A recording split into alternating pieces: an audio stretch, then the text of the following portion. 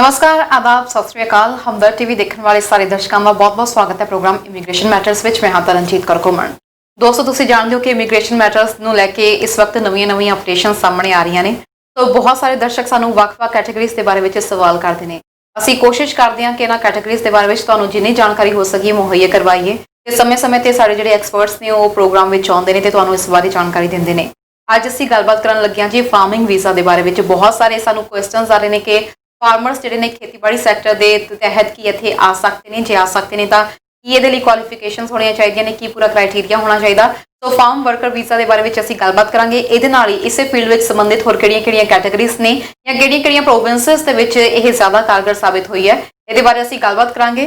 सो तुहाडा Canadian immigration संबंधी कोई भी सवाल हैगा सानूं अज दे लाइव प्रोग्राम विच तुसीं कॉल कर सकते हो। तुहाडे सवालों के जवाब देण लई ते अजिहियां ही इमीग्रेशन संबंधी जो अपडेशनस आईयां ने उन्हां उत्ते जानकारी देण लई साडे नाल जुड़ चुके हैं जी आईसीसी इमीग्रेशन तो मनु दत्ता जी। स्वागत है sir. Karan ji, thank you very much. सब तो पहला तो तुहानूं ते प्रोग्राम देखने वाले सारे ही भैणां भरावां नूं आईसीसी इमीग्रेशन की समुची टीम वालों एमडी ते आरडी वालों सत श्री अकाल, नमस्कार, आदाब, थैंक यू वेरी मच। की हाल चाल ने sir? All good Karan ji, thank you. Sir, सानूं बहुत सारे लोगों के क्वेश्चनस आउंदे आ, क्वारीज आउंदियां ने ते बार बार यही सब तो वध इस वक्त डिमांड दे विच जिहड़े क्वेश्चनस हैगे उही है कि जिहड़े फार्म वर्कर वीज़ा वा, सब तो पहला तो ये दसो कि वाकई इवें दा कोई वीज़ा हैगा जितों असीं बाहरले मुल्कां तो जिहड़े आ इत्थे बुला सकते हैं वर्कर्स? बिल्कुल करण जी, जिहड़े दोस्त साडे इत्थे फार्म रन कर रहे हैं ਉਹ ਜੇ ਕਿਸੇ ਨੂੰ ਫਾਰਮ ਵਰਕਰ ਨੂੰ ਜੇ ਉਹਨਾਂ ਨੂੰ ਕਮੀ ਹੈਗੀ ਕਿਸੇ ਚੀਜ਼ ਦੀ, ਲਾਈਕ ਉਹਨਾਂ ਨੂੰ ਵਰਕਰ ਨਹੀਂ ਮਿਲ ਰਹੇ ਖੇਤੀਬਾੜੀ ਵਾਸਤੇ, ਗ੍ਰੀਨ ਹਾਊਸ ਵਾਸਤੇ, ਕੋਈ ਪੋਲਟਰੀ ਫਾਰਮ ਹੈਗਾ, ਕੋਈ ਕੈਟਲ ਫਾਰਮ ਹੈਗਾ, ਉਹਦੇ ਵਾਸਤੇ ਵਰਕਰ ਨਹੀਂ ਮਿਲ ਰਹੇ ਤੇ ਉਹਨਾਂ ਨੂੰ ਵਰਕਰਸ ਦੀ ਘਾਟ ਹੈਗੀ ਤਾਂ LMIA ਤੇ ਕਿਸੇ ਵਰਕਰ ਨੂੰ ਕੈਨੇਡਾ ਲੈ ਕੇ ਆ ਸਕਦੇ ਨੇ। ਇਹ ਸਭ ਤੋਂ ਵੱਡੀ ਚੀਜ਼ ਹੈਗੀ ਜੀ। ਸੋ ਇੱਥੇ ਆ ਕੇ ਉਹ ਉਹਨਾਂ ਨੂੰ ਲੀਗਲ ਵੀਜ਼ਾ ਮਿਲ ਜਾਏਗਾ LMIA ਦੇ ਨਾਲ, they will be eligible to work here and इत्थे काम करन तो बाद उन्हां वास्ते PR दियां ऑप्शनस भी एग्जिस्ट करदियां। सो फार्म वर्कर बेसिकली आ हो गया जिहड़ा वर्क परमिट ते कैनेडा आ रहे ने ते भावें वो बैरीज दे फार्म हो गए, मशरूम दे फार्म्स हो गए, पोल्ट्री फार्म्स हो गए, पिग फार्म्स हो गए, किसी भी तरह का कोई फार्म हैगा उहदे विच जे वर्कर की लोड़ हैगी है वो सारे इस क्वालीफाई कर सकते हैं। करण जी, बेसिकली काफ़ी वड्डा सैक्टर हैगा। यह टोटल जिहड़ा सैक्टर हैगा एग्रीकल्चर सैक्टर जिहड़ा कैनेडा दे वास्ते तकरीबन 67 बिलियन का रेवेन्यू जनरेट करता है हर साल। So it is such a huge sector. ऐसे करके तुहानूं याद होगा थोड़े चिर पहला असी एग्रीकल्चर पायलट फूड सैक्टर की भी गल की सीगी। So basically agri food pilot project शुरू भी इसे करके किया गया सीगा ताकि जिहड़े फार्म वर्करस आते हैं उन्हों की घाट जिहड़े इत्थे फार्म ओनर्स महसूस करते हैं वो सारे कमियां नूं पूरा किया जा सके। जी बिल्कुल। फार्म वर्कर की असीं गल करिए, सब तो पहला आपां वक्-वक् कैटेगरीज़ की भी गल करांगे। बेसिकली जे क्वालिफिकेशन की गल करिए की क्वालिफिकेशन होणियां चाहीदियां ने उन्हां दे कोल? जी, इहदे विच बेसिकली जे कला वर्क परमिट ते आना हैगा तो कोई एजुकेशन की रिक्वायरमेंट नहीं हैगी, बट नॉर्मल रिक्वायरमेंट्स असीं हमेशा कहने कि ग्रेड 12 भी जरूर होवे ते वो बैटर रहिंदा हैगा कैंडीडेट दे पक्के होने वास्ते। बिकॉज ਜਦੋਂ भी कोई एप्लीकेंट कैनेडा आ रहा है तो बैक ऑफ द माइंड यही सोच के आ रहे हैं मैं परमानेंट रेजिडेंसी मेरी होएगी या नहीं होएगी। सो जे ग्रेड 12 नहीं होएगी तो उन्होंने PR होनी मुश्किल हो जाएगी। सो वर्क परमिट वास्ते अगेन सेम रिक्वायरमेंट्स के जेड़ा भी कोई फार्म वर्कर इत्थे कैनेडा दे विच मौजूद है ने, किसी भी तरह की तुसीं फार्मिंग कर रहे हो ਤੇ ਤੁਹਾਨੂੰ वर्कर की घाट महसूस हो रही है तो ਉਹਦੇ ਵਾਸਤੇ ਤੁਸੀਂ LMIA ਵਾਸਤੇ ਜਾ ਸਕਦੇ ਹੋ। LMIA ਦਾ ਪ੍ਰੋਸੈਸ ਕੀ ਹੈਗਾ ਜੀ? सब तो पहला तो एडवरटाइजमेंट चलनी हैगी एंड एडवरटाइजमेंट भी आ लो जॉब की लो वेज की जॉब पोजीशन हैगी। सो यह घट्टो घट्ट 4 तो 5 जगह एडवरटाइजमेंट चलनी चाहिए है। जॉब बैंक के विच तो ऑबवियसली हैगी है, इंडिजिनस वैबसाइट के विच भी चलनी है, न्यू कमर्स के विच चलनी है, उस तो बाद 2 होर वैबसाइट के विच एडवरटाइजमेंट घट्टो घट्ट 28 डेज मतलब एक 4 हफ्ते जरूर चलनी चाहिए है। 4 हफ्ते एडवरटाइजमेंट चलन तो बाद एप्लीकेशन जो तुहानूं कोई फॉरन वर्कर ना कोई एप्लीकेंट इहो जिहा लोकल ना मिले तो तुसीं फॉरन वर्कर वास्ते रिक्वेस्ट कर सकते हो कि मैं आ बंदे सिलेक्ट किए हैगे ने, मैं इन्हां वास्ते सर्विस कैनेडा दे कोल एप्लीकेशन जाएगी LMIA वास्ते।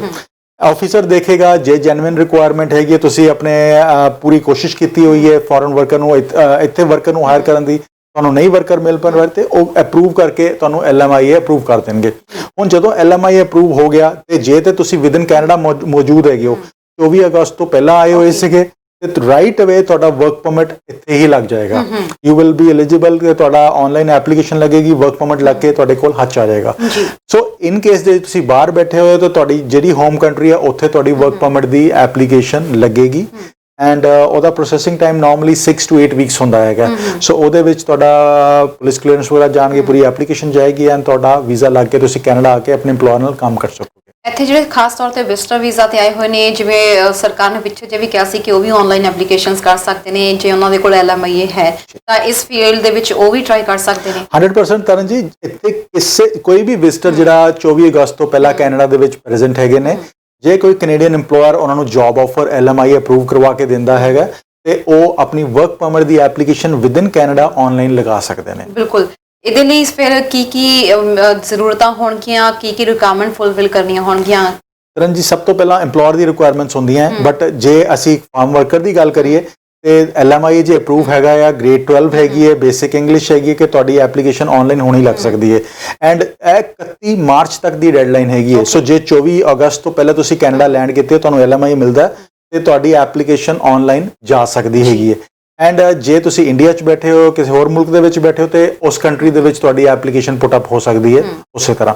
ਐਂਡ ਤਰਨ, ਇੱਥੇ ਇੱਕ ਚੀਜ਼ ਹੋਰ ਐਡ ਕਰਾਂਗਾ ਕਿ ਇਹ ਐਗਰੀਕਲਚਰ ਪਾਇਲਟ ਪ੍ਰੋਜੈਕਟ ਜਿਹੜਾ ਚੱਲ ਰਿਹਾ ਹੈਗਾ, ਇਹ ਬੇਸਿਕਲੀ LMIAs ਨੂੰ ਫੈਸਿਲਿਟੇਟ ਕਰਨ ਵਾਸਤੇ ਚੱਲ ਰਿਹਾ ਹੈ, ਇਹਨਾਂ ਵਰਕਰਸ ਨੂੰ ਹੀ ਫੈਸਿਲਿਟੇਟ ਕਰਨ ਵਾਸਤੇ ਚੱਲ ਰਿਹਾ।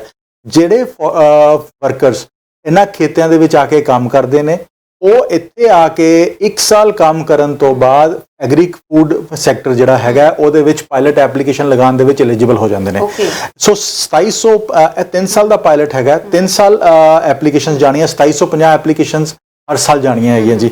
ਇਹਦੇ ਵਿੱਚ ਮੀਟ ਪ੍ਰੋਡਕਸ਼ਨ ਮੈਨੂਫੈਕਚਰਿੰਗ ਯੂਨਿਟਸ ਵਾਲੇ ਵਰਕਰਸ ਵੀ ਕੁਆਲੀਫਾਈ ਕਰਦੇ ਨੇ, green house nursery agriculture products ਵਾਲੇ ਵਰਕਰਸ ਵੀ ਕੁਆਲੀਫਾਈ ਕਰਦੇ ਨੇ, ਐਨੀਮਲ ਪ੍ਰੋਡਕਸ਼ਨ ਵਾਲੇ ਵੀ ਕੁਆਲੀਫਾਈ ਕਰਦੇ ਨੇ, ਮਸ਼ਰੂਮ ਫਾਰਮਿੰਗ ਵਾਲੇ ਵੀ ਕੁਆਲੀਫਾਈ ਕਰਦੇ ਨੇ, ਕੈਟਲ ਰੈਂਚਿੰਗ ਵਾਲੇ ਵੀ ਕੁਆਲੀਫਾਈ ਕਰਦੇ ਨੇ, pig farms, poultry, sheep and goat farms ਉਹ ਵੀ ਕੁਆਲੀਫਾਈ ਕਰਦੇ ਨੇ, ਰਿਟੇਲ ਬੁਚਰਸ, ਇੰਡਸਟਰੀਅਲ ਬੁਚਰਸ ਵੀ ਇਹਦੇ ਵਿੱਚ ਕੁਆਲੀਫਾਈ ਕਰਦੇ ਨੇ, ਫਾਰਮ ਵਰਕਰਸ, ਕਿਸੇ ਵੀ ਤਰ੍ਹਾਂ ਦੇ ਫਾਰਮ ਵਰਕਰਸ ਹੋਣ, ਕਿਸੇ ਵੀ ਫੀਲਡ ਦੇ ਫਾਰਮ ਵਰਕਰਸ ਹੋਣ, farm supervisors, farm workers qualify, food processing labour, harvesting labour.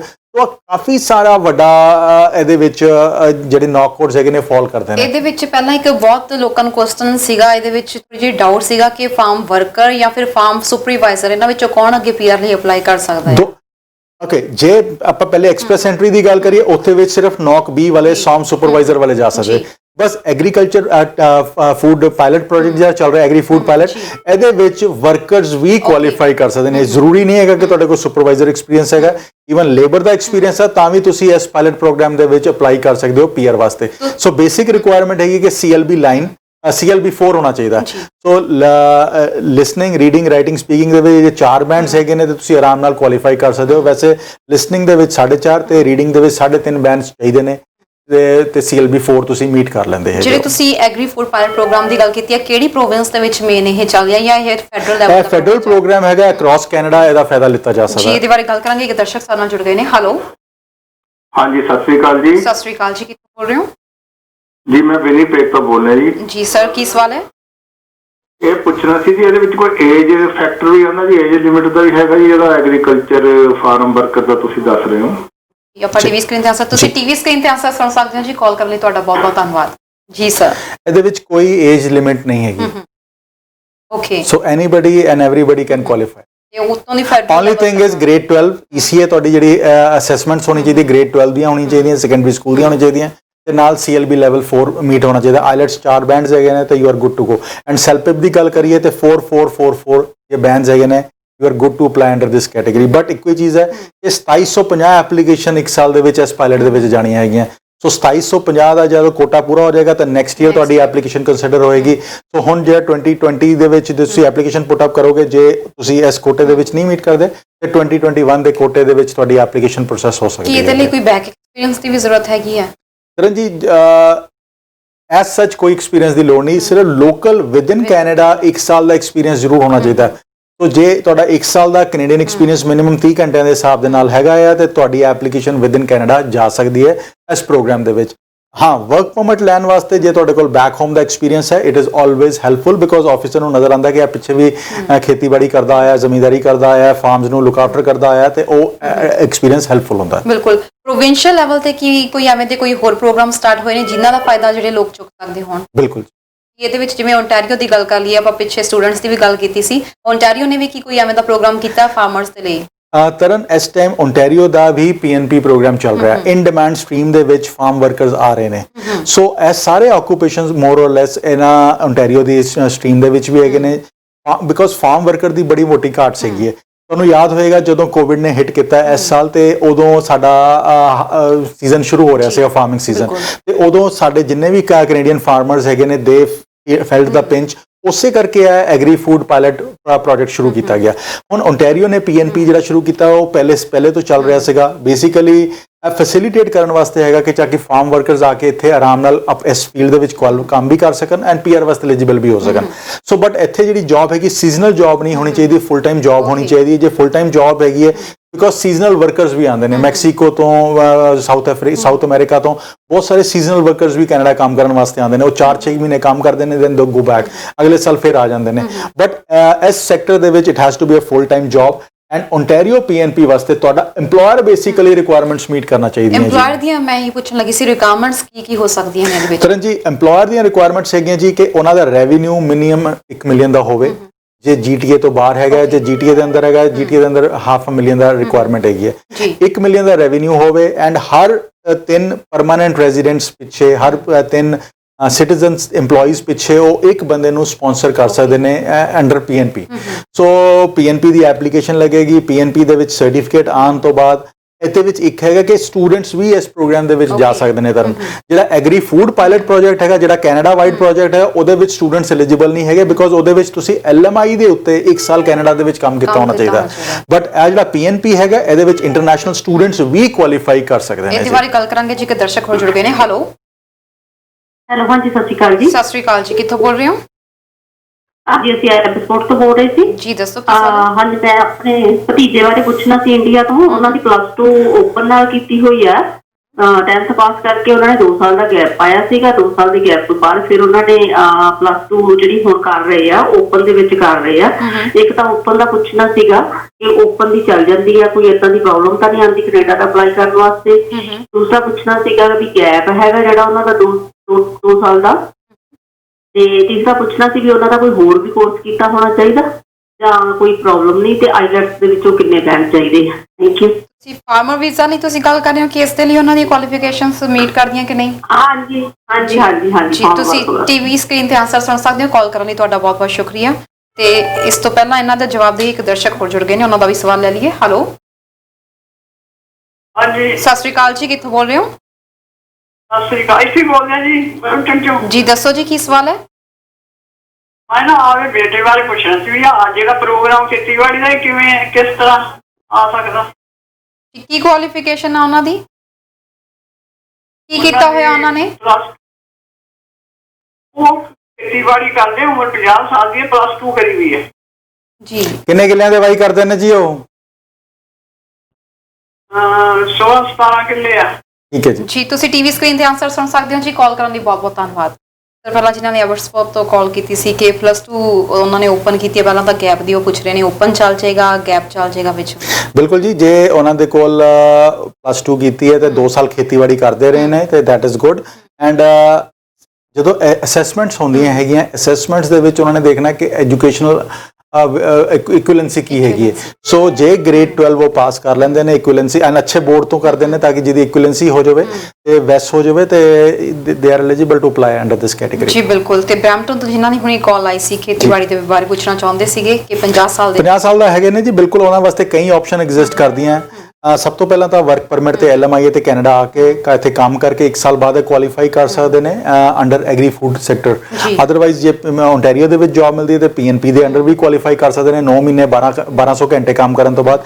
And ਇੱਕ ਬਿਜ਼ਨਸ ਕੈਟੇਗਰੀ ਵੀ ਅਸੀਂ ਡਿਸਕਸ ਕਰਾਂਗੇ ਅੱਗੇ ਜਾ ਕੇ। ਜੀ, ਇਸ ਤੋਂ ਇਲਾਵਾ ਵੀ ਇਹਨਾਂ ਕੋਲ ਕੀ ਆਪਸ਼ਨ ਹੈਗੇ ਇਹਦੇ ਬਾਰੇ ਵੀ ਅਸੀਂ ਗੱਲਬਾਤ ਕਰਾਂਗੇ ਤੇ ਮੈਂ ਆਪਣੀ ਸਰਵਰ ਟੀਮ ਨੂੰ ਕਵਾਂਗੀ ਬਾਕੀ ਦੀਆਂ ਕਾਲਸ ਵੀ ਨਾਲ ਦੀ ਨਾਲ ਫਾਰਵਰਡ ਕੀਤੀਆਂ ਜਾਣ। ਸਰ, ਤੁਸੀਂ ਗੱਲ ਕਰ ਰਹੇ ਸੀ ਸਟੂਡੈਂਟਸ ਦੇ ਬਾਰੇ ਵਿੱਚ, ਇਹਦੇ ਬਾਰੇ ਗੱਲ ਕਰਾਂਗੇ। ਇੱਕ ਦਰਸ਼ਕ ਪਹਿਲਾਂ ਜੁੜ ਗਏ ਨੇ। ਹੈਲੋ ਸਤਿ ਸ਼੍ਰੀ ਅਕਾਲ ਜੀ, ਕਿੱਥੋਂ ਬੋਲ ਰਹੇ ਹੋ? ਅਮਰੀਕਾ ਤੋਂ ਬੋਲਦੇ ਆ, ਬ੍ਰਾਜ਼ੀਲ ਤੋਂ ਬੋਲਦੇ ਆ। ਹਾਂਜੀ ਸਰ, ਦੱਸੋ ਕੀ ਸਵਾਲ ਹੈ? ਹਾਂਜੀ, ਤੇ ਮੇਰਾ ਨਾ ਭਾਈ ਆ ਤੇ ਆਪਣੇ ਪੰਜਾਬ ਰਹਿੰਦਾ ਤੇ ਉਹਨੇ ਆਉਣਾ ਆ ਵੀਜ਼ਾ ਲਵਾ ਕੇ। ਹੈਲੋ ਜੀ ਸ਼ਾਇਦ ਉਹਨਾਂ ਦਾ ਫੋਨ ਡਿਸਕਨੈਕਟ ਹੋ ਗਿਆ ਸਰ, ਤੁਸੀਂ ਦੁਬਾਰਾ ਕਾਲ ਕਰ ਸਕਦੇ ਹੋ ਕਿਉਂਕਿ ਸ਼ਾਇਦ ਤੁਹਾਡਾ ਫੋਨ ਡਿਸਕਨੈਕਟ ਹੋ ਗਿਆ, ਤੁਸੀਂ ਕੋਈ ਇਹੋ ਜਿਹੀ ਲੋਕੇਸ਼ਨ ਤੇ ਹੋਵੋਗੇ। ਤੇ ਸਰ ਅਸੀਂ ਗੱਲਬਾਤ ਕਰ ਸੀ ਸਟੂਡੈਂਟਸ ਦੇ ਬਾਰੇ ਵਿੱਚ, ਤੁਸੀਂ ਕਿਹਾ ਕਿ ਸਟੂਡੈਂਟਸ ਜਿਹੜੇ ਆ ਉਹ ਓਨਟਾਰੀਓ PNP ਦੇ ਅੰਡਰ ਕੁਆਲੀਫਾਈ ਕਰ ਸਕਦੇ ਨੇ। ਇਸ ਟਾਈਮ ਜਿਹੜੇ ਇੰਟਰਨੈਸ਼ਨਲ ਸਟੂਡੈਂਟਸ ਨੇ ਲਗਭਗ ਆਪਣੀ ਸਟੱਡੀ ਕੰਪਲੀਟ ਕਰ ਲਈ ਹੈ ਜਾਂ ਉਹਨਾਂ ਦਾ ਇਸ ਵਕਤ ਸਮਾਂ ਵੀ ਘੱਟ ਰਹਿ ਗਿਆ, ਪੋਸਟ ਗ੍ਰੈਜੂਏਟ ਵਰਕ ਪਰਮਿਟ ਵੀ ਲਗਭਗ ਘੱਟ ਰਹਿ ਗਿਆ, ਕੀ ਉਹ ਇਸ ਕੈਟਾਗਰੀ ਦੇ ਅੰਡਰ ਆਪਣਾ ਅਪਲਾਈ ਕਰ ਸਕਦੇ ਨੇ? ਬਿਲਕੁਲ ਕਰਨ, ਇਹਦੇ ਵਿੱਚ ਕੁਆਲੀਫਾਈ ਕਰ ਸਕਦੇ ਨੇ। ਇਹਦੇ ਵਿੱਚ ਨੌਕ ਬੀ ਦੀ ਵੀ ਲੋੜ ਨਹੀਂ ਹੈਗੀ, ਇਨ ਡਿਮਾਂਡ ਆਕੂਪੇਸ਼ਨ ਦੇ ਵਿੱਚ ਫਾਲ ਕਰਦਾ ਹੈਗਾ। ਇੱਥੇ ਇੱਕ 9 ਮੰਥਸ ਕੰਮ ਕਰਨ ਤੋਂ ਬਾਅਦ EMPLOYER ਦੇ ਕੋਲ they can qualify for permanent residency under this category।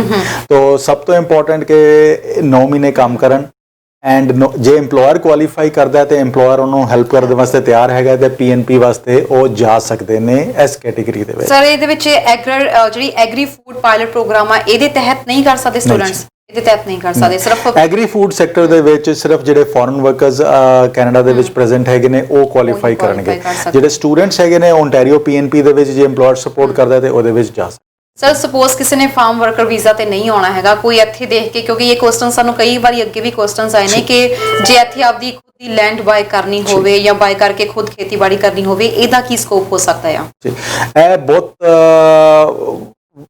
Opportunities ਕਾਫੀ ਜ਼ਿਆਦਾ ਹੈਗੀਆਂ। ਤਰ੍ਹਾਂ ਜੀ ਸਾਡਾ ਇੱਕ ਫਰੈਂਡ ਆਏ ਨੇ ਇੰਡੀਆ ਤੋਂ, ਉਹਨਾਂ ਨੇ ਇੱਥੇ ਆ ਕੇ ਆਰਗੈਨਿਕ ਫਾਰਮਿੰਗ ਸ਼ੁਰੂ ਕੀਤੀ ਹੈਗੀ ਹੈ ਐਂਡ ਆਰਗੈਨਿਕ ਫਾਰਮਿੰਗ ਦੇ ਵਿੱਚ ਉਹਨਾਂ ਨੇ ਆ ਕੇ ਐਸਟੈਬਲਿਸ਼ ਗੱਲ ਕਰਾਂਗੇ ਜੀ ਇਹਦੇ ਬਾਰੇ ਵਿੱਚ। ਇੱਕ ਦਰਸ਼ਕ ਨਾਲ ਜੁੜ ਗਏ ਨੇ। ਹੈਲੋ ਹੈਲੋ ਹੈਲੋ, ਸਤਿ ਸ਼੍ਰੀ ਅਕਾਲ ਜੀ। ਸਤਿ ਸ਼੍ਰੀ ਅਕਾਲ ਜੀ, ਕਿੱਥੋਂ ਬੋਲ ਰਹੇ ਹੋ? ਹਾਂਜੀ, ਮੈਂ ਕੈਲੀਫੋਰਨੀਆ ਫ੍ਰਿਜ਼ਨੋ ਤੋਂ ਬੋਲ ਰਹੀ ਹਾਂ ਜੀ ਦੱਸੋ ਜੀ, ਕੀ ਸਵਾਲ ਹੈ? ਹਾਂਜੀ, ਮੇਰਾ ਬ੍ਰਦਰ ਇੰਡੀਆ ਵਾ ਤਾਂ ਉਹਨਾਂ ਨੇ ਉਹਨਾਂ ਕੋਲੇ 4 ਬੈਂਡ ਆ ਤਾਂ ਉਹ ਏਦਾਂ ਤੇ ਆਪਣਾ ਅਪਲਾਈ ਕਰ ਸਕਦੇ ਖੇਤੀਬਾੜੀ ਜਿਹੜਾ ਤੁਸੀਂ ਵੀਜ਼ੇ ਦੇ ਦੱਸ ਰਹੇ ਹੋ, ਤੇ ਉਹਨਾਂ ਨੂੰ ਕੀ ਹੋਰ ਪ੍ਰੋਸੈਸਿੰਗ ਚਾਹੀਦੀ ਆ? ਉਹ ਕਰਦੇ ਕੀ ਨੇ ਜੀ? ਉਹਨਾਂ ਵੈਸੇ ਉਹ ਖੇਤੀਬਾੜੀ ਕਰਦੇ ਆ, +2 ਕਰਕੇ ਉਹਨਾਂ ਨੇ ITI ਕੀਤੀ ਹੋਈ ਆ ਮਕੈਨੀਕਲ ਦੀ। Very good. ਕਿੰਨੇ ਕਿੱਲਿਆਂ ਦੀ ਵਾਈ ਕਰਦੇ ਨੇ? ਜ਼ਮੀਨ ਉਹਨਾਂ ਦੇ ਨਾਮ ਤੇ ਆ, ਫਾਦਰ ਸਾਹਿਬ ਦੇ ਨਾਮ ਤੇ ਆ, ਜੇ ਫਾਰਮ ਕਿਹਦੇ ਨਾਂ ਤੇ ਆਂਦੇ ਆ? ਉਹਨਾਂ ਦੇ ਫਾਦਰ ਸਾਹਿਬ ਦੇ ਨਾਮ ਤੇ ਆ, ਉਹਨਾਂ ਦੇ ਫਾਦਰ ਸਾਹਿਬ ਦੇ ਨਾਮ ਤੇ ਆ। ਤੇ ਉਹਦਾ ਜਿੱਦਾਂ ਉਹ ਆਪਣੀ ਤਾਂ ਉਹਨਾਂ ਕੋਲੇ ਥੋੜੀ ਪੈਲੀ ਆ, 5 ਕਿੱਲੇ ਆ, ਬਾਕੀ ਉਹ ਜਿੱਦਾਂ ਕਹਿ ਸਕਦੇ ਆਪਾਂ ਉੱਥੇ ਲੈ ਕੇ ਕਰਦੇ ਆ ਤਾਂ ਉਹ 30-35 ਕਿੱਲੇ ਪੈਲੀ ਕਰਦੇ ਆ। ਤੇ ਜੇ ਫਾਰਮ ਉਹਨਾਂ ਦੇ ਨਾਂ ਤੇ ਆਂਦੇ ਆ ਭੈਣ ਜੀ? ਨਹੀਂ, ਜੇ ਫਾਰਮ ਉਹਨਾਂ ਦੇ ਫਾਦਰ ਦੇ ਨਾਮ ਤੇ ਆ ਮੇਰੇ ਜੀ। ਓਕੇ ਜੀ ਤੁਸੀਂ ਉਹਨਾਂ ਹਾਂਜੀ ਬਿਲਕੁਲ ਟੀਵੀ ਸਕਰੀਨ ਤੇ ਤੁਸੀਂ ਆਨਸਰ ਸੁਣ ਸਕਦੇ ਹੋ ਜੀ। ਕਾਲ ਕਰਨ ਲਈ ਤੁਹਾਡਾ ਬਹੁਤ ਬਹੁਤ ਧੰਨਵਾਦ। ਇੱਕ ਦਰਸ਼ਕ ਹੋਰ ਜੁੜ ਗਏ ਨੇ, ਉਹਨਾਂ ਦਾ ਵੀ ਅਸੀਂ ਸਵਾਲ ਲੈ ਲਈਏ। ਹੈਲੋ ਸਤਿ ਸ਼੍ਰੀ ਅਕਾਲ ਮੈਮ। ਸਤਿ ਸ਼੍ਰੀ ਅਕਾਲ ਜੀ, ਕਿੱਥੋਂ ਬੋਲ ਰਹੇ ਹੋ? ਮੈਮ ਅਸੀਂ DC ਤੋਂ ਬੋਲਦੇ ਹਾਂ। ਜੀ ਦੱਸੋ ਜੀ, ਕੀ ਸਵਾਲ ਹੈ? ਐਕਚੁਅਲੀ ਮੈਮ ਮੈਂ ਨਾ ਆਪਣੇ ਬ੍ਰਦਰ ਬਾਰੇ ਪੁੱਛਣਾ ਸੀ। ਜਿੱਦਾਂ ਉਹ ਖੁਦ ਦਾ ਪੋਲਟਰੀ ਫਾਰਮ ਹੈ ਉਹਨਾਂ ਦਾ ਇੰਡੀਆ ਦੇ ਵਿੱਚ, ਉਹਨਾਂ ਨੂੰ 3-4 ਸਾਲ ਦਾ ਐਕਸਪੀਰੀਅੰਸ ਹੈ ਤੇ ਉਹ ਇੱਥੇ ਜਿੱਦਾਂ ਮਤਲਬ ਕਿ ਕੈਨੇਡਾ ਦੇ ਵਿੱਚ ਆ ਸਕਦੇ, ਕੁਆਲੀਫਾਈ ਕਰਦੇ ਹੋ? ਕੁਆਲੀਫਿਕੇਸ਼ਨ ਕੀ ਹੈ ਜੀ ਉਹਨਾਂ ਦੀ? ਉਹਨਾਂ ਦੀ +2 ਆ ਤੇ ਉਹਦੇ ਵਾਸਤੇ ਕੀ ਪ੍ਰੋਸੈਸ ਹੋਏਗਾ? ਉਮਰ ਕਿੰਨੀ ਹੈ ਜੀ ਉਹਨਾਂ ਦੀ? ਹਾਂਜੀ, ਉਮਰ ਕਿੰਨੀ ਹੈ ਜੀ ਉਹਨਾਂ ਦੀ? ਏਜ ਉਹਨਾਂ ਦੀ 35 ਹੋਏਗੀ। 35 ਦੇ ਅਰਾਊਂਡ ਪੁੱਛ ਰਹੇ ਆ ਆਨਸਰ। ਤੁਸੀਂ ਟੀਵੀ ਸਕਰੀਨ ਤੇ ਆਨਸਰ ਸੁਣ ਸਕਦੇ ਹੋ ਜੀ। ਕਾਲ ਕਰਨ ਲਈ ਤੁਹਾਡਾ ਬਹੁਤ ਬਹੁਤ ਧੰਨਵਾਦ। ਹੈਲੋ ਸਤਿ ਸ਼੍ਰੀ ਅਕਾਲ ਜੀ। ਸਤਿ ਸ਼੍ਰੀ ਅਕਾਲ ਜੀ, ਮੈਂ ਜਸਵਿੰਦਰ ਗੱਲ ਕਰ ਰਿਹਾ ਜੀ, BC ਤੋਂ, ਬ੍ਰਿਟਿਸ਼ ਕੋਲੰਬੀਆ ਤੋਂ। ਜੀ ਸਰ ਦੱਸੋ, ਕੀ ਸਵਾਲ ਹੈ? Ma'am first of all thanks to giving me opportunity. मेरा सवाल regarding different classes, I know today programme थोड़ा फूड एंड एग्रीकल्चर से चल रहा है, बट मेरा सवाल कैनेडियन एक्सपीरियंस क्लास से actually last time I miss your programme. जी सर कोई गल नहीं, तुसी अपना सवाल पूछो। ओके जी, मेरा सवाल है मैम, मेरे को 1 साल का एक्सपीरियंस है कैनेडियन एक्सपीरियंस क्लास का, मैं अप्लाई भी कर रहा थे ऑनलाइन, मैं अपना प्रोफाइल बनाया, दैट इज इंडिविजुअल मेरा 449 का स्कोर बन रहा है, बट जे मैं वाइफ में इंक्लूड करना तो मेरे पॉइंट्स कट रहे हैं। ये कोई प्रॉब्लम आ सकती है जो मैं इंडिविजुअल प्रोफाइल लावा या विद वाइफ लाऊं, because my wife is also working here, but उनका एक्सपीरियंस जो है वो एम्प्लॉयर वो दूसरा एक्सपीरियंस है, उनका एक्सपीरियंस स्किल एक्सपीरियंस नहीं आंदा। ਤੁਸੀਂ ਟੀਵੀ ਸਕਰੀਨ ਤੇ ਆਨਸਰ ਸੁਣ ਸਕਦੇ ਹੋ ਜੀ। ਕਾਲ ਕਰਨ ਲਈ ਤੁਹਾਡਾ ਬਹੁਤ ਬਹੁਤ ਸ਼ੁਕਰੀਆ ਜੀ। ਤੇ ਸਰ ਪਹਿਲਾਂ ਜਿਨ੍ਹਾਂ ਨੇ ਕੈਲੀਫੋਰਨੀਆ ਤੋਂ ਗੱਲ ਕੀਤੀ ਸੀ, ਆਪਣੇ ਬ੍ਰਦਰ ਦੇ ਬਾਰੇ ਵਿੱਚ ਪੁੱਛਣਾ ਚਾਹੁੰਦਾ ਸੀ। ITI ਕੀਤੀ ਹੋਈ ਹੈ ਤੇ ਕਾਫੀ ਵਾਹੀ ਕਰਦੇ ਨੇ। ਕਰਨ ਜੀ ਇਹਨਾਂ ਵਾਸਤੇ ਕਾਫੀ ਸਾਰੀਆਂ ਓਪਰਚੁਨਿਟੀਜ਼ ਬਣ ਸਕਦੀਆਂ। ਸਭ ਤੋਂ ਪਹਿਲਾਂ ਤਾਂ LMIA ਦੇ, ਜੇ ਇਹਨਾਂ ਨੂੰ LMIA ਮਿਲ ਜਾਂਦਾ ਹੈਗਾ, ਵਰਕ ਪਰਮਿਟ ਤੇ ਕੈਨੇਡਾ ਆ ਸਕਦੇ ਨੇ। ਆ ਕੇ ਕੰਮ ਕਰਨ ਤੋਂ ਬਾਅਦ EMPLOYER ਜੇ 1 ਸਾਲ ਬਾਅਦ ਐਗਰੀ ਫੂਡ ਸੈਕਟਰ ਦੇ ਵਿੱਚ ਕੁਆਲੀਫਾਈ ਕਰ ਸਕਦੇ ਨੇ। ਜੇ ਓਨਟਾਰੀਓ ਦੇ ਵਿੱਚ ਆਉਂਦੇ ਨੇ ਤੇ PNP ਵਾਸਤੇ ਵੀ ਕੁਆਲੀਫਾਈ ਕਰ ਸਕਦੇ ਨੇ ਆਫਟਰ 9 ਮੰਥਸ। ਸੋ ਆ ਤਾਂ ਹੋ ਗਈ ਪਹਿਲੀ ਓਪਰਚੁਨਿਟੀ ਇਹਨਾਂ ਵਾਸਤੇ। ਹੁਣ ਦੂਸਰੀ ਓਪਰਚੁਨਿਟੀ ਇਹਨਾਂ ਵਾਸਤੇ ਹੋ ਗਈ ਬਿਜ਼ਨਸ। ਅਸੀਂ ਬਿਜ਼ਨਸ ਬਾਰੇ ਡਿਸਕਸ ਕਰ ਰਹੇ ਸੀਗੇ। ਓਨਰ ਆਪਰੇਟਰ ਹੋਵੇ, ਜੇ ਤੁਸੀਂ ਜ਼ਿਮੀਂਦਾਰੀ ਕਰਦੇ ਹੋ, ਵੱਡੀ ਵਾਈ ਕਰਦੇ ਪਏ ਹੋ, ਉੱਥੇ ਤੁਹਾਡੇ ਨਾਮ ਤੇ ਜ਼ਮੀਨ ਜਾਇਦਾਦ ਹੈਗੀ ਹੈ, ਜੇ ਫਾਰਮ ਤੁਹਾਡੇ ਨਾਮ ਤੇ ਹੈਗੇ ਨੇ ਤੇ ਤੁਹਾਡੇ ਵਾਸਤੇ ਓਪਰਚੁਨਿਟੀਜ਼ ਕਾਫੀ ਸਾਰੀ ਐਗਜ਼ਿਸਟ ਕਰਦੀਆਂ। ਇੱਥੇ ਆ ਕੇ ਤੁਸੀਂ ਸਪੈਸ਼ਲਾਈਜ਼ਡ ਫਾਰਮਿੰਗ ਦੇ ਵਿੱਚ ਜਾ ਸਕਦੇ ਹੋ, ਗ੍ਰੀਨ ਹਾਊਸਿੰਗ ਦੇ ਵਿੱਚ ਜਾ ਸਕਦੇ ਹੋ। Owner operator can be one. There are other opportunities as well. We can discuss that on individual one-on-one basis as well. And ਇਹਦੇ ਵਿੱਚ ਉਹ ਆ ਕੇ, ਹੁਣ ਜਿਸ ਤਰ੍ਹਾਂ ਅਸੀਂ ਦੱਸ ਰਹੇ ਕਿ ਸਾਡੇ ਕਲਾਇੰਟ ਆਏ ਨੇ, ਉਹਨਾਂ ਨੇ ਆ ਕੇ ਆਰਗੈਨਿਕ ਖੇਤੀ ਫਾਰਮਿੰਗ ਸ਼ੁਰੂ ਕੀਤੀ। ਉਹਨਾਂ ਨੇ ਇੱਥੇ 1000 ਕਿੱਲੇ ਦਾ ਫਾਰਮ ਲਿੱਤਾ ਜੀ, ਐਂਡ ਉਹਦੇ ਉੱਤੇ ਦੇ ਹੈਵ ਸਟਾਰਟਡ ਆਰਗੈਨਿਕ ਖੇਤੀ। ਆਰਗੈਨਿਕ ਇੱਥੇ ਕੈਨੇਡਾ ਦੇ ਵਿੱਚ ਓਪਰਚੁਨਿਟੀਜ਼ ਬਹੁਤ ਸਾਰੀਆਂ ਹੈਗੀਆਂ ਜ਼ਮੀਨਦਾਰ ਵਾਸਤੇ, ਬਿਕੋਜ਼ ਸਭ ਤੋਂ ਵੱਡੀ ਗੱਲ ਕਿ ਇੱਥੇ ਜ਼ਮੀਨ ਬਹੁਤ ਹੈਗੀ ਹੈ। ਕੈਨੇਡਾ ਇੱਕ ਇਹੋ ਜਿਹਾ ਕੰਟਰੀ ਹੈਗਾ ਜਿਹਦੇ ਵਿੱਚ ਜ਼ਮੀਨ ਵੀ ਬਹੁਤ ਹੈਗੀ ਹੈ, ਪਾਣੀ ਵੀ ਬਹੁਤ ਹੈਗਾ, ਐਂਡ ਜਿਹੜੀ ਖੇਤੀ ਜਿਹੜੀ ਹੋ ਰਹੀ ਹੈ ਇੱਥੇ ਆਰਗੈਨਿਕ ਖਾਸ ਕਰ, ਉਹਦਾ ਰਿਟਰਨਸ ਵੀ ਬਹੁਤ ਅੱਛੀਆਂ ਹੈਗੀਆਂ। ਇਸੇ ਤਰ੍ਹਾਂ ਇੱਕ ਸਾਡੇ ਹੋਰ ਫਰੈਂਡ ਹੈਗੇ ਨੇ, ਉਹਨਾਂ ਨੇ ਆ ਕੇ ਇੱਥੇ ਸ਼ੁਰੂ ਕੀਤਾ ਹੈਗਾ ਲਸਣ ਦੀ, ਆਰਗੈਨਿਕ ਲਸਣ ਦੀ। ਉਹ ਸਪੈਸ਼ਲਾਈਜ਼ਡ ਉਹਨਾਂ ਨੇ ਆਰਗੈਨਿਕ ਲਸਣ ਦੇ ਫਾਰਮਿੰਗ ਸ਼ੁਰੂ ਕੀਤੀ ਹੈਗੀ ਹੈ। ਸੋ ਬੇਸਿਕਲੀ ਉਹਨਾਂ ਦਾ ਐਂਡੇਵਰ ਹੈਗਾ ਆ ਕਿ ਆਰਗੈਨਿਕ ਅਸੀਂ ਕੈਨੇਡਾ ਵਾਈਡ ਜਿਹੜੀ ਸਾਡੀ ਕੈਨੇਡਾ ਹੀ ਨੇ ਪ੍ਰੋਡਕਸ਼ਨ ਹੈਗੀ ਹੈ, ਉਹਦਾ ਸਿਰਫ 30% ਅਸੀਂ ਕੈਨੇਡਾ ਦੇ ਵਿੱਚ ਪ੍ਰੋਡਿਊਸ ਕਰਦੇ ਹਾਂ। 70% ਔਰ ਜਿਹੜੇ ਅਸੀਂ ਗਾਰਲਿਕ ਦੀ ਗੱਲ ਕਰੀਏ ਉਹ ਬਾਹਰੋਂ ਆਉਂਦਾ ਹੈਗਾ, ਐਂਡ ਉਹ ਵੀ ਨਹੀਂ ਪਤਾ ਸਾਨੂੰ ਕਿਹੜਾ ਆਰਗੈਨਿਕ ਹੈਗਾ ਕਿਹੜਾ ਨਹੀਂ ਹੈਗਾ। ਇਹਦੇ ਵਿੱਚ ਰਿਟਰਨਸ ਬਹੁਤ ਅੱਛੀਆਂ ਹੈਗੀਆਂ। ਆਰਗੈਨਿਕ ਫਾਰਮਿੰਗ ਇੱਕ ਵਨ ਐਗਜ਼ਾਮਪਲ ਹੋ ਗਿਆ। ਇਸੇ ਤਰ੍ਹਾਂ ਗ੍ਰੀਨ ਹਾਊਸਿਸ ਲੈ ਲੇ, ਪਲਾਂਟਸ ਲੈ ਲੇ, ਫਲਾਵਰਸ ਲੈ ਲੇ, there are n number of opportunity ਜਿਹੜੀਆਂ ਐਗਜ਼ਿਸਟ ਕਰਦੀਆਂ। ਬਟ ਹੈਗਾ ਕੀ ਹੈ ਕਿ ਤੁਸੀਂ ਆ ਕੇ ਫਾਰਮ ਲੈਣਾ ਹੈਗਾ। ਇੱਥੇ ਫਾਰਮ ਲੈ ਕੇ ਤੁਹਾਡਾ ਓਨਰ ਆਪਰੇਟਰ ਇਹਦੇ ਉੱਤੇ ਵਰਕ ਹੋ ਸਕਦਾ ਹੈ। ਐਂਡ ਫਾਰਮ ਇਹ ਵੀ ਨਹੀਂ ਕਿ ਤੁਸੀਂ 5000 ਕਿੱਲੇ ਦਾ ਜਾਂ 1000 ਕਿੱਲੇ ਦਾ ਲੈਣਾ, ਤੁਸੀਂ 100 ਕਿੱਲੇ ਦਾ ਫਾਰਮ ਲੈ ਕੇ ਵੀ ਸ਼ੁਰੂ ਕਰ ਸਕਦੇ ਹੋ, 50 ਕਿੱਲੇ ਦੇ ਫਾਰਮ ਤੇ ਵੀ ਸ਼ੁਰੂ ਕਰ ਸਕਦੇ ਹੋ। ਬਟ ਤੁਹਾਡਾ ਜਿਹੜਾ ਪ੍ਰੋਗਰਾਮ ਹੈਗਾ, ਜਿਹੜਾ ਤੁਹਾਡਾ ਬਿਜ਼ਨਸ ਪਲਾਨ ਹੈਗਾ, ਜਿਹੜੇ ਤੁਹਾਡੇ ਪਲੈਨਿੰਗ ਹੈਗੀ ਹੈ, ਉਹ ਇਹੋ ਜਿਹੀ ਹੋਣੀ ਚਾਹੀਦੀ ਕਿ ਉਹ ਪ੍ਰੋਗਰੈਸਿਵ ਹੋਵੇ, ਨਜ਼ਰ ਆਵੇ ਆਫਿਸਰ ਨੂੰ ਕਿ ਆ ਮਲਟੀਪਲ ਗਰੋਥ ਵਾਸਤੇ ਜਾ ਰਹੇ ਹੈਗੇ ਨੇ। ਜੀ ਬਿਲਕੁਲ, ਇਹਦੇ ਬਾਰੇ ਡਿਟੇਲ 'ਚ ਗੱਲ ਕਰਾਂਗੇ। ਇੱਕ ਦਰਸ਼ਕ ਹੋਰ ਜੁੜ ਗਏ ਨੇ। ਹੈਲੋ, ਹਾਂਜੀ ਸਤਿ ਸ਼੍ਰੀ ਅਕਾਲ ਮੈਮ। ਸਤਿ ਸ਼੍ਰੀ ਅਕਾਲ ਜੀ। ਹਾਂਜੀ ਸਰ, ਕੀ ਸਵਾਲ ਹੈ ਤੁਹਾਡਾ? ਲੈਣ ਗੱਡੀ ਗਈ ਸੀ ਕਿ ਮੇਰਾ ਸਵਾਲ ਸੀਗਾ ਜੀ, ਅਸੀਂ ਮੇਰਾ ਬਾਈ ਕੀਰੇ ਪੰਜਾਬ ਰਹਿੰਦਾ ਆ ਤੇ ਉਹਨੇ ਕੈਨੇਡਾ ਆਉਣਾ ਵਾ, ਤੇ ਤੁਸੀਂ ਆ ਦੱਸਿਆ ਸੀ ਵੀ ਲਾਈਫ ਦੇ ਖੇਤੀਬਾੜੀ ਤੇ ਵੀਜ਼ੇ ਲੱਗ ਗਏ ਤੇ ਵੀ ਸਾਡਾ ਕੈਨੇਡਾ ਕੋਈ ਨਹੀਂ, ਵੀ ਇਹਦਾ ਕੋਈ ਰੀਜ਼ਨ ਹੋ ਸਕਦਾ ਹੋਰ ਕਿ ਨਹੀਂ? ਮੈਨੂੰ ਸਵਾਲ ਸਮਝ। ਬਿਲਕੁਲ ਹੋ ਸਕਦਾ ਜੀ, ਜ਼ਰੂਰੀ ਨਹੀਂ ਹੈਗਾ ਕੈਨੇਡਾ ਜਿਹੜੇ ਵੀ ਇਮੀਗ੍ਰੇਟ ਹੁੰਦੇ ਨੇ ਉਹਨਾਂ ਦੇ ਰਿਸ਼ਤੇਦਾਰੀ ਇੱਥੇ ਹੋਣ ਜਾਂ ਭੈਣ ਭਾਈ ਜਾਂ ਫੈਮਿਲੀ ਹੋਵੇ। ਜਿਨ੍ਹਾਂ ਦੀ ਫੈਮਿਲੀ ਨਹੀਂ ਕੈਨੇਡਾ ਦੇ ਵਿੱਚ ਹੈਗੇ ਉਹ ਵੀ ਕੈਨੇਡਾ ਆ ਕੇ ਸੈਟਲ ਹੋ ਸਕਦੇ ਨੇ। ਹਾਂਜੀ ਜੀ, ਕੋਈ ਰੀਜ਼ਨ ਦੱਸੋ ਫਿਰ ਆਪਾਂ ਨੂੰ, ਕੋਈ ਰੀਜ਼ਨ ਉਹਨਾਂ ਦੀ ਡਿਟੇਲ ਤੁਸੀਂ ਸਾਡੇ ਨਾਲ ਸ਼ੇਅਰ ਕਰੋ ਜੀ। ਡਿਟੇਲ ਸ਼ੇਅਰ ਕਰੋ ਸਰ, ਕੀ ਉਹਨਾਂ ਦੀ ਕੁਆਲੀਫਿਕੇਸ਼ਨ? ਤੁਸੀਂ ਸਾਡੇ ਨਾਲ 1-on-1 ਫੋਨ ਕਰਕੇ, ਆਫਿਸ ਫੋਨ ਕਰਕੇ, ਆਪਣੇ ਬ੍ਰਦਰ ਦੀ ਡਿਟੇਲ ਸ਼ੇਅਰ ਕਰਕੇ ਆਪਾਂ ਡਿਸਕਸ ਕਰ ਸਕਦੇ ਹਾਂ। ਬਿਲਕੁਲ, ਤੁਸੀਂ ਡਿਟੇਲ ਸਰ ਮਿਸਟਰ ਦੱਤਾ ਨੂੰ ਉਹਨਾਂ ਦੇ ਫੋਨ ਨੰਬਰ ਤੇ ਕਾਲ ਕਰ ਸਕਦੇ ਹੋ ਤੇ ਪੂਰੀ ਉਹਨਾਂ ਦੀ ਡਿਟੇਲ ਸ਼ੇਅਰ ਕਰ ਸਕਦੇ ਹੋ, ਕੀ ਕੁਆਲੀਫਿਕੇਸ਼ਨ ਆ, ਸਭ ਕੁਝ ਕਰਕੇ ਕੀ ਆਪਸ਼ਨਸ ਹੋਣਗੇ ਉਹ ਤੁਹਾਨੂੰ ਬੈਟਰ ਵੇ ਨਾਲ ਗਾਈਡ ਕਰ ਦੇਣਗੇ। ਥੈਂਕ ਯੂ ਕਾਲ ਕਰਨ ਲਈ। ਤੇ ਸਰ ਆਪਾਂ ਗੱਲਬਾਤ ਕਰ ਰਹੇ ਸੀਗੇ, ਤੁਸੀਂ ਦੱਸਿਆ ਕਿ ਜ਼ਰੂਰੀ ਨਹੀਂ ਹੈ ਕਿ ਕਿੰਨੀ ਲੈਂਡ ਲੈਣੀ ਹੈ, ਤੁਸੀਂ ਜਸਟ ਇੱਕ ਆਫਿਸਰ ਨੂੰ ਵੀ ਨਾਲ ਦੇ ਨਾਲ ਦੱਸਣਾ ਪੈਣਾ ਹੈ ਕਿ ਤੁਸੀਂ ਜੋ ਕੰਮ ਕਰ ਰਹੇ ਹੋ ਉਹਦੇ ਵਿੱਚ ਤੁਸੀਂ ਕੁਝ ਐਬਸੋਲੂਟਲੀ ਤਰ੍ਹਾਂ ਸਪੈਸ਼ਲਾਈਜ਼ਡ ਫਾਰਮਿੰਗ ਦੇ ਵਿੱਚ ਜਾ ਰਹੇ ਹੋ। ਕੱਲਾ ਮਸ਼ਰੂਮ, ਅਸੀਂ ਮਸ਼ਰੂਮ ਦੀ ਗੱਲ ਕਰੀਏ, ਕੈਨੇਡਾ ਦੇ ਵਿੱਚ ਮਸ਼ਰੂਮ ਦੀਆਂ ਆਪਸ਼ਨਸ ਬਹੁਤ ਸਾਰੀਆਂ ਐਗਜ਼ਿਸਟ ਕਰਦੀਆਂ। ਜਿੰਨੀ ਪ੍ਰੋਡਕਸ਼ਨ ਸਾਡੀ ਹੈਗੀ ਹੈ ਉਹਦੇ ਨਾਲੋਂ ਸਾਡੀ ਇੰਪੋਰਟ ਉਸ ਤੋਂ ਵੀ ਜ਼ਿਆਦਾ ਹੈਗੀ ਹੈ। ਸੋ ਅਸੀਂ ਜਿਹੜਾ ਕੈਨੇਡਾ ਦੇ ਵਿੱਚ ਫੂਡ ਪ੍ਰੋਡਿਊਸ ਕਰਦੇ ਹਾਂ ਉਹ ਸਿਰਫ ਇੱਕ ਕੁਝ ਪਰਸੈਂਟੇਜ ਦੇ ਵਿੱਚ ਹੈਗਾ। ਜੇ 100% ਸਾਡੀ ਕੰਜ਼ੰਪਸ਼ਨ ਹੈਗੀ ਹੈ, ਅਸੀਂ 25 ਜਾਂ 30% ਸਾਡੀ ਕੈਨੇਡੀਅਨ ਪ੍ਰੋਡਕਸ਼ਨ ਹੈਗੀ ਹੈ। तो 70-80% ਅਸੀਂ ਬਾਹਰੋਂ ਪ੍ਰੋਡਿਊਸ ਇੰਪੋਰਟ ਕਰਦੇ ਪਏ ਹਾਂ ਡਿਫਰੈਂਟ ਕੰਟਰੀਜ਼ ਤੋਂ ਹੈਗਾ। ਅਸੀਂ ਗਾਰਲਿਕ ਦੀ ਗੱਲ ਕਰ ਲਈਏ, ਅਸੀਂ ਗ੍ਰੀਨ ਹਾਊਸਿਸ ਦੀ ਗੱਲ ਕਰ ਲਈਏ, ਆਰਗੈਨਿਕ ਕਕੰਬਰਸ ਦੀ ਗੱਲ ਕਰ ਲਈਏ, ਅਸੀਂ ਕਿਸੇ ਵੀ ਚੀਜ਼ ਵੱਲ ਚਲੇ ਜਾਈਏ ਅਸੀਂ ਉਹਦੇ ਵਿੱਚ ਓਪਰਚੁਨਿਟੀਜ਼ ਨੂੰ ਐਕਸਪਲੋਰ ਕਰ ਸਕਦੇ ਹਾਂ। ਅਸੀਂ ਐਪਲਸ ਦੀ ਗੱਲ ਕਰਦੇ ਹਾਂ। ਕੈਨੇਡਾ ਕਿੰਨਾ ਵੱਡਾ, ਅਸੀਂ ਕਿੰਨੇ ਫਾਰਮਸ ਦੇਖਦੇ ਹਾਂ ਇੱਥੇ। ਕੈਨੇਡੀਅਨ ਐਪਲ ਜੂਸ ਜਿਹੜਾ ਹੈਗਾ ਉਹ 90% ਬਾਹਰੋਂ ਇੰਪੋਰਟ ਹੁੰਦਾ ਪਿਆ। ਸੋ ਇੱਥੇ ਕੈਨੇਡਾ ਦੇ ਵਿੱਚ ਜੇ ਤੁਸੀਂ ਫੂਡ ਸੈਕਟਰ ਦੇ ਵਿੱਚ ਸੀਰੀਅਸ ਹੈਗੇ ਹੋ, ਇਹ ਪ੍ਰੋਗਰੈਸਿਵ ਫਾਰਮਰ ਹੈਗੇ ਹੋ, there are lot of opportunities ਜਿਹੜੀਆਂ ਇਸ ਟਾਈਮ ਕੈਨੇਡਾ ਦੇ ਵਿੱਚ ਐਗਜ਼ਿਸਟ ਕਰਦੀਆਂ। ਓਨਲੀ ਥਿੰਗ ਇਸ ਕਿ ਤੁਹਾਨੂੰ ਪਤਾ ਹੋਣਾ ਚਾਹੀਦਾ, ਤੁਹਾਡੇ ਕੰਸਲਟੈਂਟ ਨੂੰ ਪਤਾ ਹੋਣਾ ਚਾਹੀਦਾ ਤੁਹਾਡੀ ਫਾਈਲ ਕਿਸ ਤਰ੍ਹਾਂ ਪੁੱਟ ਅਪ ਹੋ ਸਕਦੀ ਹੈ। ਤੁਸੀਂ ਵਰਕ ਪਰਮਿਟ ਤੇ ਸਟ੍ਰੇਟ ਵਰਕ ਪਰਮਿਟ ਤੇ ਵੀ ਕੈਨੇਡਾ ਲੈਂਡ ਕਰ ਸਕਦੇ ਹੋ। ਇੱਥੇ ਆ ਕੇ ਤੁਸੀਂ ਫਾਰਮ ਐਸਟੈਬਲਿਸ਼ ਕਰਕੇ 1 ਸਾਲ ਬਾਅਦ 2 ਸਾਲਾਂ ਬਾਅਦ PR ਵਾਸਤੇ ਵੀ ਐਲੀਜੀਬਲ ਹੋ ਸਕਦੇ ਹੋ। ਇਹ ਸਾਰੀਆਂ ਚੀਜ਼ਾਂ ਡਿਸਕਸ ਕਰਨ ਵਾਸਤੇ ਤੁਹਾਨੂੰ 1-on-1 ਸਾਡੇ ਨਾਲ ਅਪਾਇੰਟਮੈਂਟ ਬਣਾ ਕੇ ਜਾਂ 1-on-1 ਫੋਨ ਕਰਕੇ ਆਪਣੀ ਡਿਟੇਲਸ ਸ਼ੇਅਰ ਕਰਨੀ ਪੈਣਗੀਆਂ and we will guide you and suggest you ਕਿ ਕਿਹੜਾ ਓਪਰਚੁਨਿਟੀ ਤੁਹਾਡੇ ਵਾਸਤੇ ਬੈਸਟ ਵਰਕ ਕਰ ਸਕਦੀ ਹੈ। ਹੁਣ ਕਈ ਦੋਸਤ ਇਹੋ ਜਿਹੇ ਹੈਗੇ ਨੇ ਜਿਨ੍ਹਾਂ ਕੋਲ ਇਨਵੈਸਟਮੈਂਟ ਵਾਸਤੇ ਪੈਸਾ ਨਹੀਂ ਹੈਗਾ, ਸੋ ਉਹਨਾਂ ਇਹ ਵੀ ਨਹੀਂ ਕਿ ਹੁਣ GTA ਤੋਂ ਬਾਹਰ ਨਿਕਲ ਜਾਓ ਤੁਸੀਂ, ਬਾਹਰ ਨਿਕਲ ਕੇ ਸਸਤੀ ਜ਼ਮੀਨਾਂ ਵੀ ਹੈਗੀਆਂ, ਤੁਸੀਂ 100 ਕਿੱਲੇ ਤੁਸੀਂ 2 ਲੱਖ 2.5 ਲੱਖ ਡਾਲਰ ਦੇ ਵੀ 100 ਕਿੱਲੇ ਲੈ ਸਕਦੇ ਹੋ। ਸੋ ਓਪਰਚੁਨਿਟੀਜ਼ ਬਹੁਤ ਹੈਗੀਆਂ। ਇਸੇ ਤਰ੍ਹਾਂ ਜੇ ਤੁਹਾਡਾ ਕੋਈ ਦੋਸਤ ਮਿੱਤਰ ਹੈਗਾ ਜਿਹੜਾ ਫਾਰਮ ਐਗਜ਼ਿਸਟ ਕਰਦੇ ਨੇ, ਜਿਨ੍ਹਾਂ ਦੇ ਜੋ ਤੁਹਾਨੂੰ LMI ਦਿੰਦੇ, ਤਾਂ ਵੀ ਤੁਸੀਂ ਕੁਆਲੀਫਾਈ ਕਰ ਸਕਦੇ ਹੋ। ਸੋ ਓਪਰਚੁਨਿਟੀਜ਼ ਬਹੁਤ ਹੈਗੀਆਂ। Only thing is we have to sit down and discuss with you ਕਿ ਤੁਹਾਡੀ ਓਪਰਚੁਨਿਟੀਜ਼ ਕਿਹੜੀ ਤੁਹਾਡੇ ਵਾਸਤੇ ਬੈਸਟ ਵਰਕ ਕਰ ਸਕਦੀ ਹੈ। ਉਹਦੇ ਵਾਸਤੇ give us a call, send us an email and we will be able to discuss your opportunities। ਬਿਲਕੁਲ ਸਰ, ਇਸ ਤੋਂ ਬਾਅਦ BC ਤੋਂ ਕਾਲ ਆਈ ਸੀ ਮੈਮ ਦੀ, ਉਹਨਾਂ ਨੇ ਕਿਹਾ ਸੀ ਕਿ ਉਹਨਾਂ ਦਾ ਬ੍ਰਦਰ ਪੋਲਟਰੀ ਫਾਰਮ ਦੀ ਕਰਦਾ ਆ ਤੇ 3-4 ਸਾਲ ਦਾ ਐਕਸਪੀਰੀਅੰਸ ਹੈ, +2 ਕੀਤੀ ਹੋਈ ਹੈ ਤੇ 35 ਸਾਲ ਉਹਨਾਂ ਦੀ। ਬਿਲਕੁਲ ਤਰ੍ਹਾਂ ਜੀ, ਇਹ ਵੀ ਡਿਪੈਂਡ ਕਰਦਾ ਕਿ ਕਿੰਨੇ ਬਰਡ ਦੀ ਉੱਥੇ ਉਹ ਫਾਰਮਿੰਗ ਕਰ ਰਹੇ ਨੇ। ਸੋ ਜੇ ਉਹਨਾਂ ਦੀ ਸਬਸਟੈਂਸ਼ੀਅਲ ਫਾਰਮਿੰਗ ਹੈਗੀ, ਉਹਦੇ ਰੈਵਨਿਊਜ਼ ਹੈਗੇ ਨੇ, ਤੇ ਇਸ ਸੈਕਟਰ ਦੇ ਵਿੱਚ ਵੀ ਆ ਕੇ ਉਹ ਬਿਜ਼ਨਸ ਬਾਏ ਕਰ ਸਕਦੇ ਨੇ। ਐਂਡ ਓਪਰਚੁਨਿਟੀਜ਼ ਹਰ ਫਾਰਮ ਵਰਕਰਸ ਵਾਸਤੇ। ਓਨਲੀ ਥਿੰਗ ਇਜ਼ ਕਿ ਤੁਹਾਡੇ ਕੰਸਲਟੈਂਟ ਨੂੰ ਪਤਾ ਹੋਣਾ ਚਾਹੀਦਾ ਕਿ ਤੁਹਾਡੀ ਐਪਲੀਕੇਸ਼ਨ ਕਿਸ ਤਰ੍ਹਾਂ ਪੁੱਟ ਅਪ ਕਰ ਰਿਹਾ, ਤੁਹਾਡੇ ਕੇਸ ਦੇ ਵਿੱਚੋਂ ਮੈਰਿਟਸ ਕੱਢ ਲੈਣੀਆਂ ਉਹਨਾਂ ਨੇ ਆਪਣੇ ਆਪ।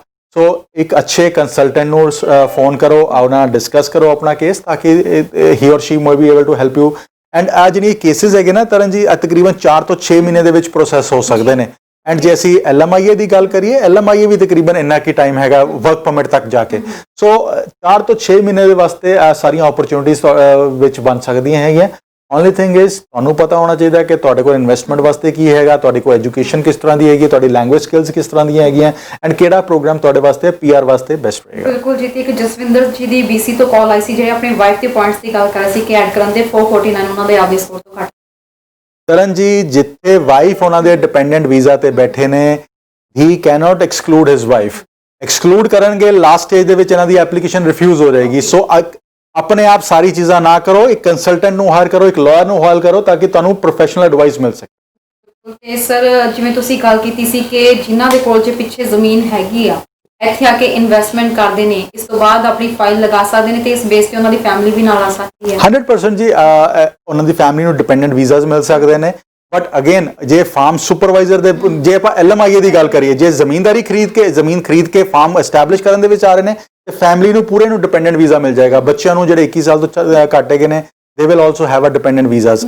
ਐਂਡ ਇਸੇ ਤਰ੍ਹਾਂ ਕੁਝ ਦੋਸਤ ਇਹੋ ਜਿਹੇ ਹੈਗੇ ਨੇ ਜਿਹੜੇ ਪ੍ਰੋਵਿੰਸ ਵੀ ਪਿਕ ਕੀਤਾ ਜਾ ਸਕਦਾ ਹੈ ਤਰਨ, ਕਿ ਕਿਹੜਾ ਪ੍ਰੋਵਿੰਸ ਉਹਨਾਂ ਵਾਸਤੇ ਬੈਸਟ ਵਰਕ ਕਰ ਸਕਦਾ। Ontario is an amazing province, but Ontario ਦੇ ਵਿੱਚ PNP ਵਾਸਤੇ ਕੁਆਲੀਫਾਈ ਕਰਨ ਵਾਸਤੇ ਉਹਨਾਂ ਦਾ ਫਾਰਮ ਘੱਟੋ ਘੱਟ 3 ਸਾਲ ਪੁਰਾਣਾ ਹੋਣਾ ਚਾਹੀਦਾ। ਇਸੇ ਤਰ੍ਹਾਂ ਅਸੀਂ Nova Scotia, Prince Edward Island, New Brunswick, Newfoundland, Labrador ਦੀ ਗੱਲ ਕਰੀਏ, ਉੱਥੇ ਐਸਟੈਬਲਿਸ਼ਮੈਂਟ ਲੈ ਕੇ 12ਵੀਂ ਸਿਰਫ ਚਾਹੀਦੀ ਹੈ, ਐਂਡ ਬਿਲਕੁਲ ਬੇਸਿਕ 4 ਬੈਂਡ ਦੇ ਨਾਲ ਵੀ ਤੁਸੀਂ ਕੁਆਲੀਫਾਈ ਕਰ ਸਕਦੇ ਹੋ।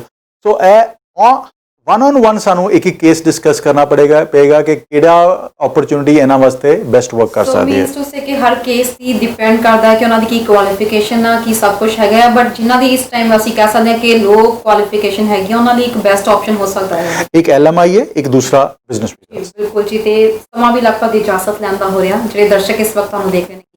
ਤਰਨ ਜੀ, ਇੱਕੋ ਚੀਜ਼ ਕਹਿਣਾ ਚਾਹਾਂਗਾ, ਖੇਤੀਬਾੜੀ ਵਾਲੇ ਸਾਡੇ ਦੋਸਤ, ਜਿੰਨੇ ਵੀ ਸਾਡੇ ਦੋਸਤ ਖੇਤੀਬਾੜੀ ਕਰ ਰਹੇ ਨੇ, ਫਾਰਮਿੰਗ ਕਰ ਰਹੇ ਨੇ, ਐਂਡ ਕੋਈ ਸਪੈਸ਼ਲਾਈਜ਼ਡ ਖੇਤੀ ਕਰ ਰਹੇ ਹੋ, ਤੁਹਾਡੇ ਵਾਸਤੇ ਪ੍ਰੋਗਰੈਸਿਵ ਫਾਰਮਰ ਹੈਗੇ ਹੋ, ਤੁਹਾਡੇ ਵਾਸਤੇ ਕੈਨੇਡਾ ਦੇ ਵਿੱਚ ਬੇਅੰਤ ਓਪਰਚੁਨਿਟੀਜ਼ ਹੈਗੀਆਂ। ਕੈਨੇਡਾ ਇੱਕ ਇਹੋ ਜਿਹਾ ਮੁਲਕ ਹੈਗਾ ਜਿਹੜਾ ਅਮੇਜ਼ਿੰਗ ਜ਼ਮੀਨਾਂ ਲੈ ਕੇ ਬੈਠਾ ਹੋਇਆ, ਐਂਡ ਜ਼ਮੀਨ ਦੀ ਕੀਮਤ ਵੀ ਬਹੁਤ ਐਕਸਪੈਂਸਿਵ ਨਹੀਂ ਹੈਗੀ, ਜ਼ਮੀਨ ਵੀ ਬਹੁਤ ਫਰਟਾਈਲ ਹੈਗੀ ਹੈ। ਇੱਥੇ ਅਸੀਂ GTA ਤੋਂ ਬਾਹਰ ਨਿਕਲ ਜਾਈਏ ਤੇ ਤਾਂ 70 ਕਿਲੋਮੀਟਰ ਦੇ ਉੱਤੇ ਇਹੋ ਜਿਹੇ ਸਪੈਸ਼ਲ ਫਾਰਮਸ ਹੈਗੇ ਨੇ, ਜਿਹੜਾ ਇਹੋ ਜਿਹੀ ਫਰਟਾਈਲ ਜ਼ਮੀਨ ਹੈਗੀ ਕਿ ਦੁਨੀਆ ਦੇ ਵਿੱਚ ਟਮਾਟਰ ਐਕਸਪੋਰਟ ਕਰਦੇ ਨੇ, ਕੈਰਟਸ ਐਕਸਪੋਰਟ ਕਰਦੇ ਨੇ, ਅਨੀਅਨਸ ਐਕਸਪੋਰਟ ਕਰਦੇ ਨੇ। ਜੇ ਅਸੀਂ ਨਿਆਗਰਾ ਵਾਲੇ ਪਾਸੇ ਚੱਲ ਜਾਈਏ ਤੇ ਵਾਈਨਰੀਜ਼ ਉੱਥੇ ਬੜੀਆਂ ਸਟਰੋਂਗ ਹੈਗੀਆਂ, ਉੱਥੇ ਇਹੋ ਜਿਹੀ ਜ਼ਮੀਨ ਹੈਗੀ, ਇਹੋ ਜਿਹੀ ਫਰਟਾਈਲ ਜ਼ਮੀਨ ਹੈ ਕਿ ਵਾਈਨਰੀਜ਼ ਦੀ ਪ੍ਰੋਡਕਸ਼ਨ, ਗ੍ਰੇਪਸ ਦੀ ਪ੍ਰੋਡਕਸ਼ਨ ਬੜੀ ਅੱਛੀ ਹੈਗੀ ਹੈ, ਫਰੂਟਸ ਦੀ ਪ੍ਰੋਡਕਸ਼ਨ ਬਹੁਤ ਅੱਛੀ ਹੈ। ਓਨਲੀ ਥਿੰਗ ਇਜ਼ ਤੁਹਾਨੂੰ ਪਤਾ ਹੋਣਾ, ਜੇ ਤੁਸੀਂ ਕੀ ਇਨਵੈਸਟ ਕਰਨਾ ਹੈ ਤੇ ਤੁਸੀਂ ਕੀ ਰਿਟਰਨਸ ਲੈਣੀਆਂ ਹੈਗੀਆਂ। ਫੈਮਿਲੀ ਨੂੰ ਨਾਲ ਲੈ ਕੇ ਆਉਣਾ ਚਾਹੁੰਦੇ ਹੋ ਤੇ ਡਿਫਰੈਂਟ ਓਪਰਚੁਨਿਟੀਜ਼ ਐਗਜ਼ਿਸਟ ਕਰਦੀਆਂ। ਜੇ ਫਾਰਮ ਵਰਕਰ ਦੇ ਤੌਰ ਤੇ ਆਉਣਾ ਚਾਹੁੰਦੇ ਹੋ ਤੇ LMIA ਤੇ ਤੁਸੀਂ ਆ ਕੇ ਇੱਥੇ PR ਵਾਸਤੇ ਕੁਆਲੀਫਾਈ ਕਰ ਸਕਦੇ ਹੋ under PNP as well as under ਦਾ federal agri food pilot project. So opportunities discuss ਕਰਨ ਵਾਸਤੇ, ਆਪਣੀ ਕੇਸਿਸ ਡਿਸਕਸ ਕਰਨ ਵਾਸਤੇ give us a call, info@ICC-immigration ਤੁਹਾਨੂੰ ਕਾਲ ਕਰ ਸਕਦੇ ਹੋ, ਈਮੇਲ ਕਰ ਸਕਦੇ ਹੋ info@ICC-immigration.ca, ਜਾਂ ਫਿਰ ਤੁਹਾਨੂੰ ਕਾਲ ਕਰ ਸਕਦੇ ਹੋ at 905-461-2424। ਇਹ WhatsApp ਨੰਬਰ ਹੈਗਾ ਜੀ 647-850-9000 647-850-9000। ਐਂਡ ਜੇ 1-on-1 ਕੰਸਲਟੇਸ਼ਨ ਕਰਨੀ ਹੈ, 10-15 ਮਿੰਟ, ਅੱਧਾ ਘੰਟਾ ਸਾਡੇ ਨਾਲ ਇਨਵੈਸਟ ਕਰਨਾ ਹੈ ਤੇ ਪੇਡ ਕੰਸਲਟੇਸ਼ਨ ਲਓ, ਉਹ ਤੁਹਾਡੇ ਵਾਸਤੇ ਬੈਟਰ ਹੈਗਾ। That way we can discuss, go through your numbers, go through your entire details. ਜੇ ਇੱਕ ਜਾਂ ਦੋ ਸਵਾਲ ਪੁੱਛਣੇ ਆ ਤੇ ਤੁਸੀਂ ਫ੍ਰੀ ਕੰਸਲਟੇਸ਼ਨ ਸਾਡੇ ਨਾਲ ਲੈ ਸਕਦੇ ਹੋ, ਬਟ ਜੇ ਡੈਪਥ ਦੇ ਵਿੱਚ ਆਪਣਾ ਕੇਸ ਡਿਸਕਸ ਕਰਨਾ ਚਾਹੁੰਦੇ ਹੋ, ਸੀਰੀਅਸ ਹੈਗੇ ਹੋ, ਤੇ take up paid consultation, and paid consultation ਜਿਹੜੀ ਪੇਮੈਂਟ ਕਰੋਗੇ ਤੁਸੀਂ, ਇਹ ਬਾਅਦ ਚੋਂ ਤੁਹਾਡੀ ਫੀਸ ਦੇ ਵਿੱਚ ਵੀ ਐਡਜਸਟ ਹੋ ਜਾਏਗੀ। ਸੋ for straight forward advice ICC immigration ਨਾਲ ਸੰਪਰਕ ਕਰੋ। 14 ਸਾਲ ਤੋਂ ਜ਼ਿਆਦਾ ਅਰਸਾ ਹੋ ਗਿਆ ਸਾਨੂੰ ਇਮੀਗ੍ਰੇਸ਼ਨ ਸਰਵਿਸਿਜ਼ ਪ੍ਰੋਵਾਈਡ ਕਰਦੇ ਹੋਇਆ, and we are a team that is known for crystal clear and transparent advice.